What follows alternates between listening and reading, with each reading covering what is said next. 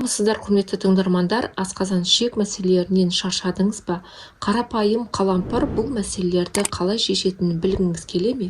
Ас қорытуды жақсартып, іш кебуден құтылудың табиғи жолын іздеп жүрсіз бе?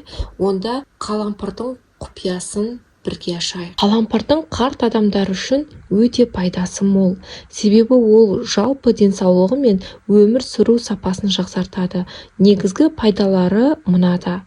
Қартайған сайын ас қорыту жүйесі баяулайды. Бұл іш қату, кебу, газ жиналу сияқты мәселелерге әкелуі мүмкін. Денсаулығы жақсы ішек бұл проблемаларды азайтып, тағамды тиімді қорытуға көмектеседі. Иммунитетті нығайтады. Ішекте көптеген пайдалы бактериялар, пробиотиктер бар.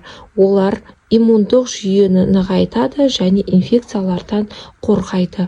Қарт адамдарда иммунитет төмендейтіндіктен ішек денсаулығын сақтау өте маңызды.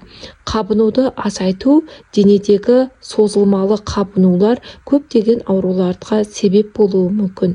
Ішек микрофлорасының тепе-теңдігін сақтау, қабынуды азайтуға көмектесетін осы қалампыр. Психологиялық денсаулық ішек пен ми арасындағы тікелей байланыс бар. Екінші ми деп те атайтын ішек денсаулығы жақсарған кезде жүйке жүйесі жақсарып, депрессия мен мазасыздықтың белгілері азаюы мүмкін. Қоректік заттардың сіңіру.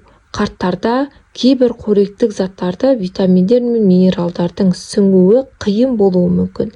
Ішек дұрыс жұмыс істесе, қоректік заттар жақсы сіңіп, денсаулық жақсарады.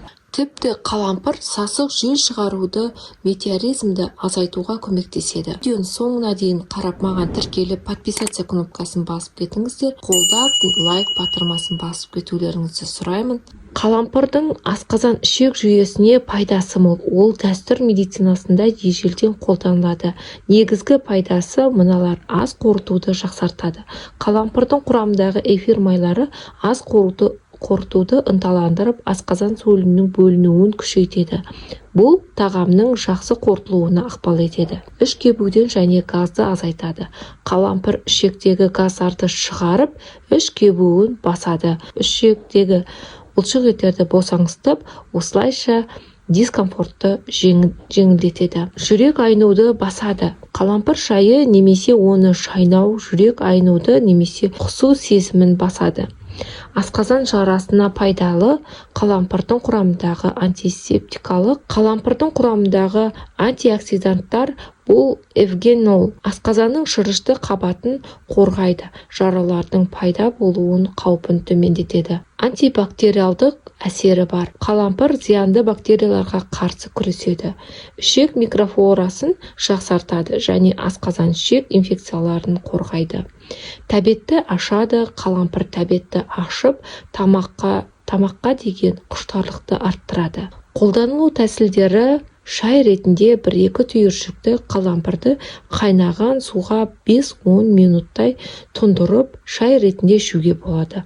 Асқа қосу, оны тағамдарға дәмдеуіш ретінде қосу ас қорытуды жақсартады. Қалампыр майын өте аз мөлшерде жылы суға қосып ішуге болады, бірақ алдымен мамандардан кеңескен жөн. Қалампырды шамадан тыс пайдалану асқазандағы шырышты қабаттарды тітіркендіруі мүмкін. Сондықтан да дәрігердің нұсқаулығымен қабылдаған дұрыс. Қалампыр сасық жел шығаруды, метеоризмді азайтуға көмектеседі. Оның құрамындағы эфир майлары мен эвгенол ішектегі газдардың жиналуын болдырмайды және ас қорыту жүйесін реттейді. Сонымен қатар қалампыр ішектегі бұлшық еттерді босаңсытып, газдың табиғи жолмен шығуына жеңілдетеді. Қалампыр ангинаға, тамақтың қабынуына, тонзиллитке қарсы тиімді табиғи құрал болып саналады. Оның пайдалы әсерлері антисептикалық және антибактериалды әсер. Қалампырдың құрамындағы эвгенол бактериялар мен вирустарды жойып, инфекцияны таралуын тоқтатады, қабынуды азайтады. Қалампырдың қабынуға қарсы қасиеттері тамақтың ісінуі мен қызаруын басады, ауырсынуды жеңілдетеді. Табиғи ретінде ангина кезінде тамақтың ауырсынуын жеңілдетеді. Кейінгі асқынулардың алдын алады. Антиоксиданттық қасиетті иммунитетті нығайтып, аурудың тезірек жазылуына көмектеседі. Тұнбаны дайындау: 3-4 түйірін қалампырды бір стақан қайнаған суға салып 10-15 минутқа тұндырыңыз. Суытып, дайын тұнбаны тамағыңызды шаю арқылы бұл ісіну мен ауырсынуды басады. Бір стақан қайнаған суға 1-2 түйір қалампырды салып 5-10 минутқа демдеңіз де жылы күйінде баяу жұтып ішіңіз. Бұл тамақты жұмсартып, ауырсынуды азайтып, қабынуды басып, ішек құрылыстарыңызды жақсартып, иммунитетіңізді нығайтады.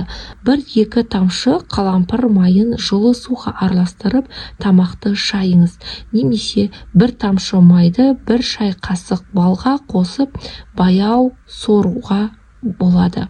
Бұл тамақтың ауырсынуын басады, суық тиюге қарсы иммунитетті күшейтетін қасиетке ие. Бірақ қалампырды шамадан тыс пайдалануға болмайтынын ескерткім келеді. Айтқан кеңестерім сіздерге пайдалы болды деген сенімдемін.